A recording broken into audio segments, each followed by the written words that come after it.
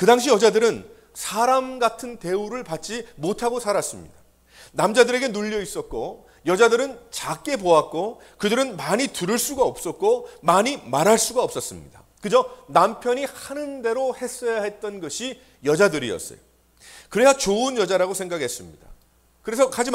그리고 그 당시에는 남편은 언제고 결혼 지참금만 가지고 있으면 그것만 지불하면 이혼이 가능했어요. 하지만 여성들은 이혼을 할 수가 없었습니다. 이러한 상황 속에서 여자가 예수님을 믿어서 가정을 인도한다는 것은 너무나도 힘든 일이었어요.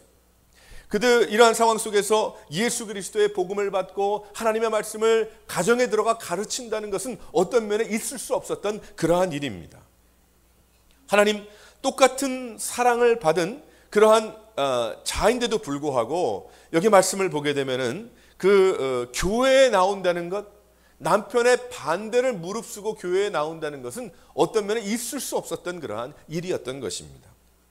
이러한 가운데 교회에 나오면 무엇을 가르쳤는가 하면 평등을 가르쳤고 자유를 가르쳤어요. 하나님께서 하나님의 똑같은 자녀요, 남자와 여자가 모두 다 하나님의 자녀임을 이야기하면서 과연 하나님은 그 여성들에게 자유하기 때문에 마음대로 생활하라고 이야기하지 아니하고 이 베드로 사도를 통해서 어떤 말씀을 하고 있냐면 더욱 순종하십시오라고 말씀하고 있는 것입니다. 얼마나 답답하고 괴롭겠습니까? 매일 예배당에 나와도 남편의 관계, 특별히 신앙이 다른 문제 때문에 얼마나 고생이 많겠어요. 그래서 한번 남편의 서포트를 받으면서 교회 나와서 예배를 드렸으면 좋겠다라고 생각하는 그런 경우들이 많이 있었을 것입니다. 저도 이전에 그런 분들을 간혹 보게 됐는데 한 여자 성도님께서 눈물을 글썽글썽하면서 참 올해는 제 남편이 예수 믿을 수 있도록 함께 기도했으면 좋겠습니다. 그렇게 이야기하는 분이 계셨고 또 어떤 분은 정말 수요 예배 나와가지고 은혜를 받고 참 찬송하고 하나님 말씀을 깨닫고 그렇게 살고 싶은데 남편이 너무나도 교회 나온 것을 반대하고 있기 때문에 제가 수요 예배 나올 수가 없습니다라고 안타까운 그러한 고백을 하는 그러한 여성도 보았습니다. 베드로는 이러한 가정 안에서 그리스도를 믿는 것에 대한 오해의 문제를 해결하기 위해서 아내들에게 먼저 자신의 남편에게 순종하라. 여기에 순종하라 하면 무슨 뜻이냐면 순결하라라는 그러한 뜻인데 여기에 두려워함으로 하나님을 두려워함으로 순결한 그러한 마음을 간직하라고 말씀하고 있는 것입니다. 한 남자의 아내로서 자신의 순결을 지키기 위해서 하나님의 뜻을 이루라고 하는 거예요. 순결이라는 말은 육신적인 그러한 순결만을 이야기하는 것이 아니고 자신의 마음과 몸을 믿음으로 지키라는 거예요. 내가 주님 앞에 나와서 예배드리고 은혜 받고 집에 돌아가서 모든 그 은혜가 한순간에 다 깨져버리는 그런 모습이 되지 않기 위해서 그 믿음을 정말 정결한 것으로 알고 그 믿음을 지키기 위해서 남편들에게 잘하라는 거죠. 순종하라는 것입니다. 그때 남편이 믿지 않는 자라 할지라도 아내의 정숙한 삶을 통해서 전도의 기틀을 마련할 수 있다라고 말씀하고 있습니다. 집에서 목소리를 높이고 아내가 자신의 옳음을 주장하고 싸우고 격렬한 분쟁을 하게 된다면 그리스도의 사랑을 전할 수가 없기 때문에 아내들에게 특별히 정결한 마음으로 하나님께 받은 귀한 은혜가 깨어지지 않는 그런 잘 간직한 믿음, 그것을 지키기 위해서 가정에서 조심하라는 거죠. 남편에게 순종하라는 것입니다. 그래서 1절 말씀에 보게 되면 그 아내의 행위로 말미암아 구원을 얻게 하려 함이라. 할렐루야. 말씀하고 있습니다. 이런 일이 일어난다는 거예요. 가정의 부부가 같은 신앙의 발걸음을 가지고 나가지 않는 경우들이 많이 있는데 그 문제가 해결받을 수 있는데 특별히 여성들에게 남편에게 순종함을 통해서 이 일을 이루라는 것입니다. 그러면서 아브라함의 아내 사라가 바로 이러한 순종을 보였다고 이야기하죠. 그는 남편을 주인으로 모시고 남편이 사랑하는 하나님을 사랑하고 하나님의 뜻을 따르는 남편, 믿음으로 살아가는 그 남편 아브라함께 순종했어요. 만일 지금 이 시대의 모든 아내들도 이 사라와 같이 남편을 따르는 그 따름같이 순종하면서 남편의 하나님을 주인으로 모시고 순종할 때에 그러한 가정을 통해서 하나님께서 놀라운 역사를 이루어 주시고 아름다운 그러한 열매를 많이 맺게 하시기 때문입니다. 그러니까 아내들은 소망을 가져야 됩니다. 우리 부부가 우리 가정이 정말 믿음으로 함께 무릎 꿇을 수 있도록 하나님 도와주소서. 근데 그것이 목소리 높여서 되는 게 아니고 데모한다고 되는 게 아니잖아요. 그러니까 하나님께서 사도 베드로를 통해서 순종하라고 이야기하는 것입니다. 오늘 여기에 예배하는 아내들은 어떠십니까? 남편들에게 살아가 주었던 그러한 존경과 사랑을 남편에게 나누고 있습니까? 부부의 문제는 50%가 아내가 문제를 안고 있다는 사실을 우리는 알아야 합니다. 또 50%가 남편의 문제겠죠. 문제가 생길 때 하나님께서 주신 인생의 가장 큰 기쁨을 누리게 하신 것이 가정인데, 그것이 가장 괴롭고 싫은 장소가 되게 만들면 안 된다는 것입니다. 아내로서 당연히 순종과 인도를 남편에게 주고 있습니까? 아니면 고집과 욕심으로 남편에게 쉴 수 있는 공간과 재충전할 수 있는 기회를 앗아가고 있지는 않습니까? 베드로가 이야기하는 상황은 잘 믿는 남편의 상황이 아닐 거예요. 그 남편의 그 상황이 아마 흩어진 그 크리스천들, 어려운 가운데 있었던 그 여성들이었기 때문에 그 모두 다 믿음이 좋은 그러한 단계가 아니었을 것입니다. 그러한 상황에서도 하나님을 드러내고 남편을 인도하기 위해서 믿는 아내가 참고 그리스도께 배운 그 사랑을 남편에게 전달하는 그것이 바로 순종이죠. 남편에게 그저 무릎을 꿇고 머리를 조아리는 그것만이 순종이 아니라 하나님께서 주신 귀한 그 사랑을 나누는 것, 그것이 바로 하나님께 순종이요 남편을 사랑하는 순종이 되는 것입니다. 남편의 성패는 90%가 아내의 내조에 달려있다라는 그러한 이야기도 있습니다. 어떤 사람이 통계를 냈는데 부부간의 그 키스는 모든 환란에서 부부가 벗어나게 한다, 뭐 이런 얘기를 지은 사람이 있어요. 만든 사람이 있어요. 그래서 그 이야기가 어떤 이야기인가 한번 쭉 글을 읽어봤더니, 남편이 아침 출근할 때에 아내와 포옹하고 입맞춤을 키스를 하는 부부와 또 키스를 하지 않는 부부의 그 차이가 굉장히 크다고 합니다. 통계에 의하면 아침에 집을 나서면서 키스하는 사람은 그렇지 않은 부부보다 수명이 5년이 길다고 그렇게 그 사람은 그 주장을 하고 있어요. 그래서 아침에. 또 한 가지는 또 아침에 서로 부부가 키스를 하고 헤어지는 그런 부부는 교통사고도 현저하게 적고 회사를 빠지는 율도 거의 반이나 감소해지고 수입은 참 한 25%가 늘더라라는 그러한 보고가 있습니다. 그 사람이 어떻게 보고를 했는지 저는 잘 알지 못하지만 아마 가만히 생각해 보게 되면 가능한 일이다. 아마도 그러한 일이 생겨날 것이다라는 공감을 하는 그러한 이야기입니다. 아내 여러분, 겉으로의 아름다움이 아니고 속으로 아름다움을 치장할 수 있는 여러분 되시기를 바랍니다. 심령이 썩지 아니할 하나님 앞에 정결함으로 가정에 임하기를 주님께서 원하심을 믿으시기를 바랍니다. 그래서 오늘 말씀을 보게 되면 여기에 남편들이 아내의 정결히 행함을 본다라고 말씀을 하고 있어요. 여기에 정결한 행실을 본다는 것은 무슨 뜻인가 하면 거짓이 없는 진실한 섬김이란 그러한 뜻입니다. 어디서 거짓이 없는 진실한 섬김이 나오는 것인가? 바로 하나님을 사랑하는 진실하신 하나님, 변함이 없으신 그 하나님으로부터 그것이 오는 거지요. 그것을 깨닫고 그 안에 거하고 그 은혜 가운데 거할 때에 이루어지는 것입니다. 또한 42절 말씀을 보게 되면 여기에 4절 말씀도 여기 보게 되면은 단장한 머리, 금을 차고 아름다운 옷을 입는 외모로 하지 말고 이 마음에 있는 온유함으로 하라. 근데 그 온유함은 어디서 나옵니까? 온유함은 그리스도께 나오는 거죠. 성령의 열매 아니겠어요? 성령의 열매 그 9가지 중에서 그 온유함은 내가 만들어낼 수 없는 거예요. 내가 아무리 착한 사람이라고 사람들이 인정한다고 그래도 이 안에 얼마나 많은 분노와 어려움이 생길 수가 있습니까? 하지만 하나님은 우리들에게 예수 그리스도를 보내주심을 통해서 그분의 성품을 담게 하심을 통해서 이 온유한 가운데 있다라는 것은 침묵이라는 의미도 있고 또 참 좋다는 의미도 있고 조용하다는 의미도 그 안에 있는 것이죠. 안정한 심령에 썩지 아니할 것으로 하라고 말씀하고 있습니다. 또 한 가지 거룩함으로 자신을 단장하라고 하죠. 거룩하게 단장하는 것은 무엇인가? 하나님의 말씀입니다. 하나님이 거룩하시기 때문에 우리가 주님의 성품을 닮아가지 아니하면 우리는 거룩할 수가 없는 존재들입니다.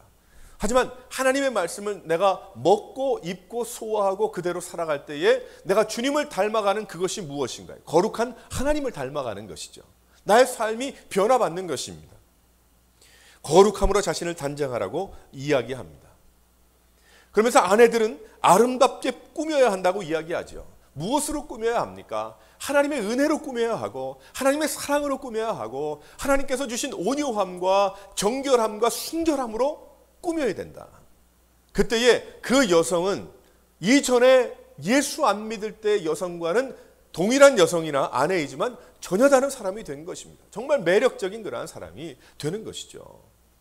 바로 사라가 아브라함과 너무나 귀한 그러한 관계를 맺었던 것처럼 사랑하는 아내 여러분, 주님께서 말씀하시는 대로 여기에 순종하라라는 그러한 뜻은 무조건 내가 고개를 숙이라는 그런 뜻이 아니고 이 말씀 속에는 하나님의 놀라운 은혜와 축복이 있다는 것, 이 말씀 속에는 하나님의 놀라운 은혜와 하나님의 부르심이 있다는 것, 이 안에는 바로 아름다운 가정을 이루기 위해서 은혜 충만한 능력의 그리스도의 귀한 은혜를 따라서 능력 있는 가정이 되기 위한 하나님이 주신 사역인 것입니다.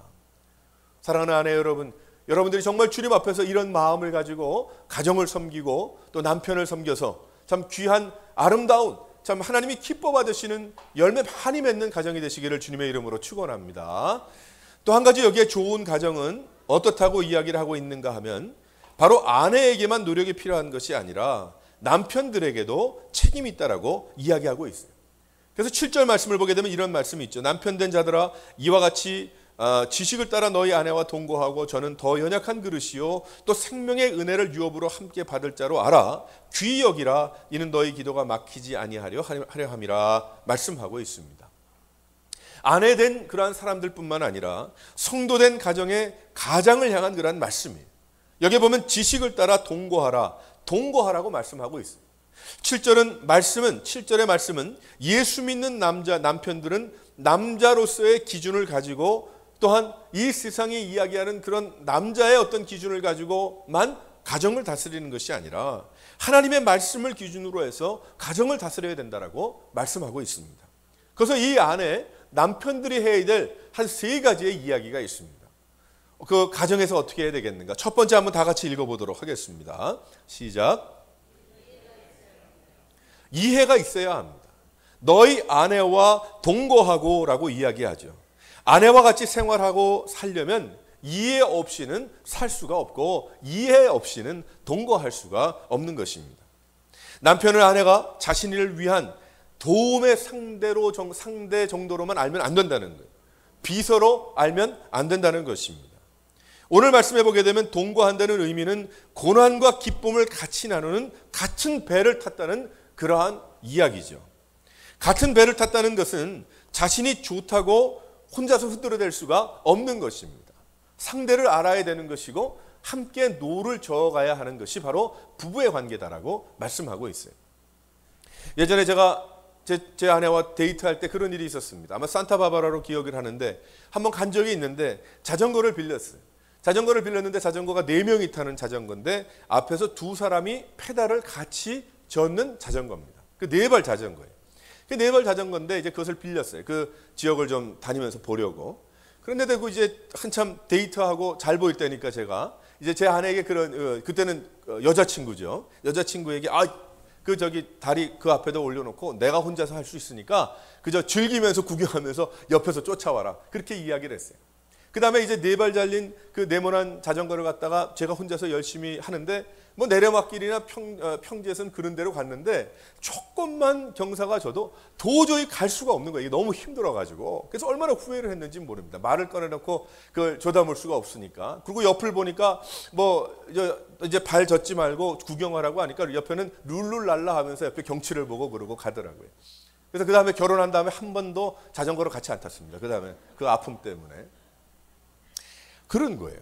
만일 그때에 함께 페달을 움직였다고 한다면 아마 싱싱 나갈 수 있었고 어렵지 않게 나갈 수가 있었을 거예요. 마찬가지로 이 남편과 아내, 특별히 남편이 아내를 이해하지 아니하고 함께 페달을 움직이는 그러한 가정이 될 수 있도록 이게 마음을 열지 아니하면 함께 갈 수가 없다는 것입니다. 남편들에게 이야기하기를 아내와 함께 가정의 페달을 움직이라는 거예요. 인생의 페달을 같이 움직이려면 아내를 많이 이해해야 한다는 것입니다. 동거하는 그 모습이 마음이 있어야 한다는 것이죠. 연수가 더해가도록 건강의 변화를 이해해야 합니다. 또 나이가 점점 많아질수록 정신적인 변화를 이해해야 합니다. 여성의 한계를 충분히 이해해서 그 이해하는 그 마음과 중심으로 동거할 수 있다. 그것이 하나님이 기뻐하시는 것이고 이 세상 사람들이 그러한 가정을 보면서 예수 그리스도를 볼 수 있다라고 말씀하고 있는 것이죠. 그러나 이해가 아니라 나에게 맞추어져야 한다고 고집하면 그렇게 살면 살수록 피곤해지는 거예요. 서로 짐이 되는 것이고 어렵게 되는 것입니다. 그 이유는 바로 믿는 가정의 행복이 바로 전도이기 때문이죠. 믿는 가정의 그 행복함이 바로 이 세상의 전도지가 되기 때문입니다. 다름을 인정하고 갈수록 이해성이 낮아지는 것이 아니라 점점 갈수록 더욱더 이해하고 하나가 되고 더욱더 사랑하고 나가는 그러한 모습들, 바로 동거함이다라고 이야기합니다. 하지만 우리는 동거함을 이야기할 때 같이 사는 것만을 동거한다고 이야기하죠. 여기에서 말씀하시는 그 말씀은 그 이상의 그런 메시지가 있는 것입니다. 그래서 남편의 이해가 있어야 된다. 남편의 배려가 있어야 되고 남편의 넓은 마음이 있어야 한다는 것입니다. 그때에 하나님이 기뻐하시는 가정, 더 나아가서는 이 세상이 엄청나게 오해하고 있는 그러한 성도의 그 삶을 보여주고 예수님이 어떠한 분이신지를 알려줄 수가 있음을 믿으시기를 바랍니다. 또 한 가지 남편은 어떠해야 된다고 이야기합니까? 다 같이 한번 읽어봅니다. 시작. 정중해야 한다라고 이야기하고 있어요. 그 7절 말씀을 보게 되면 저는 더 연약한 그릇이요 또 생명의 유업을 함께 받을 자로 알아 귀히 여기라 라고 이야기합니다. 여성을 약한 존재로 여길 때 정중하게 됩니다. 하지만 여성이 나보다 더 강한 존재라고 생각을 한다면 막대하게 되죠. 아니 뭐 자기 혼자 건강한데 뭐 마음대로 하겠지, 그렇게 생각을 하게 되겠죠. 남자가 나귀를 타고 다니고 여자는 길을 터벅터벅 쫓아가는 그러한 풍경은 바로 고대 사람들, 오래된 사람들의 그 그림에 많이 나타나고 있습니다. 하지만 하나님은 이 잘못된 남녀의식을 바꾸어야 함을 말씀하고 있죠. 그래서 우리 한국에서도 과거에 처음 복음이 전파될 때 얼마나 힘들었습니까?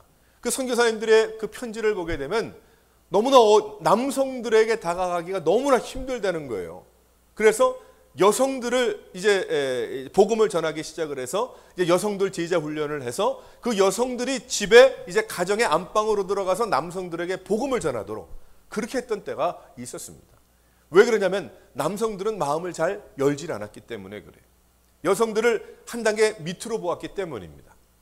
제가 우리 중미 멕시코도 가봤더니 그쪽도 마초 그 문화이기 때문에 또 모계 사회 그 중심이기 때문에 남성들은 팔짱을 끼고 있고 그래서 남성들을 위한 사역이 너무나도 힘들더라고요. 그래서 한동안은 남성들을 위한 그런 사역을 좀 하려고 노력을 많이 했었어요. 그 멕시코에서. 근데 그것이 쉬운 일이 아니었습니다. 어린아이들과 여성들은 참 복음을 받아들이고 하는데 이 남성들이 너무나도 힘든 거죠. 아마 우리 한국 사람들도 예외는 아닐 것입니다. 세상이 인정하고 또 부러워하는 가정이 되려면 남성들의 변화가 있어야 하는데 여성들에 대한 인식이 바뀌고 여성들을 정중하게 대할 수 있어야 합니다. 그런 여성을 고귀하게 우리 아내를 중요하게 여길 수 있는 그런 마음이 아니면 정중하게 대할 수가 없는 것입니다. 그래서 행복한 가정생활을 위한 그런 남편의 7계명이 있어요. 어떤 사람이 그걸 적어놨는데 제가 한번 쭉 읽어드리도록 하겠습니다. 첫 번째로 이런 얘기를 합니다. 아내가 변화되기를 바라지 말고 내가 먼저 변해야 한다. 아내는 기성품이 아니다 라고 이야기합니다. 아내는 기성품이 아니라는 거예요. 또 한 가지, 아내를 어머니나 다른 여성과 비교하지 말라. 세 번째는 어두운 표정을 지은 채로 귀가하지 말라. 가정은 병원이 아니다 라는 겁니다. 또 네 번째, 아내의 허물과 실수를 공격하지 말라. 아내는 끊임없이 위로받기를 원한다. 또 한 가지는 다섯 번째로 고개로 그 아내를 사랑하라. 아내가 말할 때 항상 고개를 끄덕여주고 반응하라는 거예요. 또 여섯 번째로 아내를 관리하려 하지 말고 아내는 물건이 아니고 인생의 영원한 협조자다. 또 그리고 마지막으로 억압적인 태도를 버리라. 아내 앞에 군림하려 하는 남편일수록 아내로부터 철저하게 무시를 당한다. 이런 7가지의 참 지혜로운 그러한 이야기를 어떤 사람이 했어요. 참 기억할 만한 그러한 일인 것 같아요. 그래서 부부는 마치 가위와 같은 겁니다. 그래서 함께 일하는 것이죠. 함께 나가는 거예요. 그 사이에 틈이 생기면 아무것도 할 수가 없습니다. 우리가 정중함, 이 정중함은 어떻게 생겨날 수가 있는가? 정중함은 자신 위주가 될 때 생겨날 수 없는 것이죠. 내가 행복한 것에 중심이 맞추어지면 정중할 수가 없어요. 하지만 하나님을 바라보면 정중할 수 있어요. 존중할 수가 있습니다. 왜 그러냐면 하나님께서 나를 사랑하신 것처럼 내 아내도 하나님께서 너무나 사랑하시기 때문에, 그렇기 때문에 바로 아내를 볼 때에 하나님을 바라볼 수 있고 남편을 바라볼 때 예수 그리스도를 바라볼 수 있는 그것이 바로 가정이기 때문입니다. 귀히 여기는 마음은 귀하게 볼 때 생겨나는 거예요. 하지만 가끔은 그런 생각을 하지만 살다 보면 그렇지 않게 되는 경우도 많이 있죠.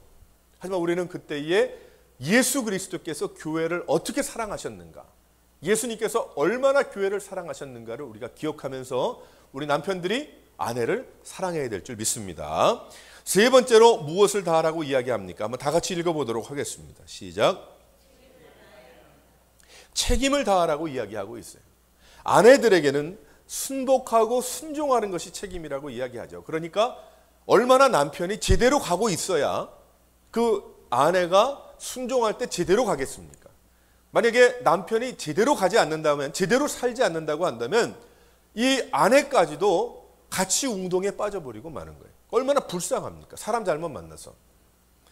7절에 보면 기도가 막히지 않게 하려 함이라. 마지막으로 남편의 이러한 책임을 다하지 않을 때 그의 기도와 하나님 사이에 장벽이 생긴다는 거예요. 스스로도 장벽이 생기고 또한 아내도 하나님과 장벽이 생길 수가 있다는 거예요. 아내가 남편을 바라보면서 하나님을 바라봐야 되는데 그 일이 제대로 돌지 않다 보니까 문제가 깊게 되는 것입니다. 어떠한 것이 있습니까? 우리 쉽게 얘기하면 먹고 사는 문제에 책임을 다해야 돼요. 게으르면 안 됩니다. 열심히 일하고 성실해야 합니다. 버는 모든 것, 작든지 많든지 그것을 떠나서 이것을 정말 하나님께서 주신 가정, 아내와 자녀지만 특별히 아내를 위해서 또 가정을 위해서 참 fully 사용하고자 하는 그런 마음이어야 한다는 것이죠. 그러니까 열심히 일해야 됩니다. 근데 왜 이런 이야기를 할까요? 게으른 자도 있기 때문에, 열심히 일하지 않는 사람도 있기 때문에, 성실하지 않은 사람도 있기 때문에 그것은 예수 정신이 아니라는 거예요. 복음의 마음이 아니라는 거죠. 그것은 하나님이 기뻐하시는, 하나님이 디자인하신 그러한 가정의 그 모습이 아니라는 것입니다. 뭐 어떤 면에 죄가 많아서 남자는 땀을 흘리고 막 일하고 여자는 뭐 어떻게 그런 것이 아니라 하나님께서 그렇게 빚어주신 한 몸을 이뤄서 함께 살아가도록 말씀하신 축복의 귀한 은혜의 말씀이 되는 것입니다. 또 한 가지는 평안을 제공하고 편안을 제공해야 된다. 마음의 평안함, 마음이 안정되고 온유하고 참 마음이 평안할 수 있도록. 근데 그 평안이 어디에서 옵니까? 하나님을 사랑하는 그 남편의 믿음에서 오는 것이죠. 이 세상에서 평안을 얻을 수가 없잖아요. 하지만 하나님이 부어주신 은혜 충만히 받을 때 모든 것이 다 사랑스러워진다는 말이에요. 그래서 이 남편이 평안을 하나님께 얻은 그 평안을 가지고 평안을 제공해야 된다, 아내에게. 또 한 가지는 편안함을 제공해야 된다. 육신적인 편안함도 남편의 책임이라는 거예요. 그러니까 와이프가 참 괴롭고 힘들고 피곤해서 코피 흘리고 있다. 이건 문제가 있는 거죠. 그것은 남편이 편안함을 제공하지 않고 있기 때문에 그래요. 그래서 그 문제 왜 그랬을까? 그 당시에 그런 일들이 일어났기 때문에. 근데 지금도 대개는 다 열심히 일하고 열심히 성실하고 있지만은 우리의 마음속의 중심에 이러한 기본적인 이러한 가정에 대한 생각은 변하지 않았다는 것입니다. 행복을 제공해야 된다. 웃음을 제공하고 즐겁게 살아야 된다. 참 재미있는 그러한 이야기, 재미있는 것으로 또 아내가 좋아하는 것으로 늘 웃음이 충만한 그런 가정이 되어야 된다. 그것이 바로 하나님께서 말씀하시는 것입니다. 또 한 가지 건강을 제공하는 일, 먼저 남편이 건강해야 되고 건강할 수 있도록 온 가정을 인도해야 된다. 바로 그것도 남편의 분량이라는 것이고 또 더 중요한 것은 무엇입니까? 영적인 것, 하나님을 사랑하고 믿음이 성장하는 것, 또 주님을 사랑하는 것, 하나님께서 우리 가정에 주신 놀라운 그 부르심과 그런 맡겨주신 그러한 일을 온 가족이 한 마음으로, 특별히 남편과 아내가 한 마음으로 함께 뛰어가면서 사랑하면서 나가는 그것이 하나님의 부르심이기 때문에 그것을 인도하는 일이 누구에 딸려 있어요? 남편에게 딸려 있는 거예요. 물론 남편과 아내가 다 동등한 그러한 사람들이지만 하나님께서 남편들에게 리더십을 주셨잖아요. 바로 그것이 하나님께서 말씀하신 부부의 관계이거든요. 그래서 영적으로 건강해야 된다. 그래서 그 건강함을 제공해야 된다. 그 영적인 건강함이 무엇입니까? 믿음이 돈독한 거죠. 기도 열심히 하는 것이고 예배 열심히 드리는 것이고 어떤 면에 누가 누구보다 더 나아야 된다는 이야기는 아니지만은 아내보다 남편이 더 열심히 믿어야 됩니다. 실은. 그때에 인도할 수 있고 여기 하나님께서 만드신 귀한 가정의 모든 그 펑션이 이루어지는 거예요. 아름답게. 과연 우리의 가정은 어떻습니까? 하나님께서 말씀하신 그러한 일들이 일어나고 있습니까? 바로 우리 가정에 이러한 일들이 일어날 때에 아내는 순종하고 또 남편은 바로 이러한 가정에 아내를 이해하고 존중하고 책임을 다할 때 영적인 책임과 육신적인 책임과 정신적인 책임을 다해 나갈 때에 바로 그러한 가정이 세상에서 기대할 수 없는 가정이기 때문에 이 세상에 있는 사람들이 예수 믿는 그 부부의 관계를 통해서 하나님을 본다는 거예요. 오해하지 않는다는 것이죠. 제가 지지난주에도 이야기했지만 그 당시에 사람들을 예수 믿는 사람들은 식인종이라고까지 이야기를 했어요. 예수의 몸과 살을 먹는다는 것을 잘못 이해해서 말이죠. 그 다음에 교회 나가면 가정 파탄 난다고 이야기했어요. 평등과 자유를 이야기하고 있기 때문에. 또 예수 믿으면은 뭐 온통 다 뭐 장사도 뭐 동네가 다 이상해진다. 여러 가지 그런 오해를 받았지만 하지만 그것을 뭐 말로 해결하는 것이 아니라 일터에서 지난주에 우리가 이야기했지만 또한 오늘은 가정에서 이런 삶을 부부가 살아감을 통해서 그런 모든 오해와 잘못된 그러한 것들을 다 이겨나가고 복음을 전하고 하나님께서 흩어지게 하신 그러한 뜻을 이루는 것이다라고 말씀하고 있습니다. 또한 이 가정은 어느 무엇과 같습니까? 바로 교회와 같은 거예요. 바로 교회가 그러한 것이죠. 우리는 어떻게 나가야 합니까? 머리 대신 남편 대신 예수 그리스도께 어떻게 순종하는 거예요. 걱정 없잖아요. 예수님께서 잘 가시나 안 가시나 걱정할 것 없잖아요. 예수님 하나님이시니까. 그래서 우리는 그저 순종만 하면 되는 거예요. 그런 교회가 될 때 하나님의 말씀이 선포되고 하나님께서 원하시고 기뻐하시고 그렇게 바라고 계신 그러한 방향으로 그 비전으로 순종만 해나갈 때에 그 가정이 잘 되는 것처럼 교회가 아름답게 건강하게 부흥하고 행복한 건강한 신앙생활을 하게 됨을 믿으시기를 바랍니다. 바로 하나님은 이러한 것을 통해서 교회를 보게 하셨고 이러한 가정을 통해서 이 세상에서 어떻게 승리할 건가? 그리스도의 능력으로 살아갈 것인가? 능력의 크리스천이 될 것인가? 말을 하지 아니하여도 예수님을 전할 수 있는 것인가? 주님께서 말씀하고 계시는 것입니다.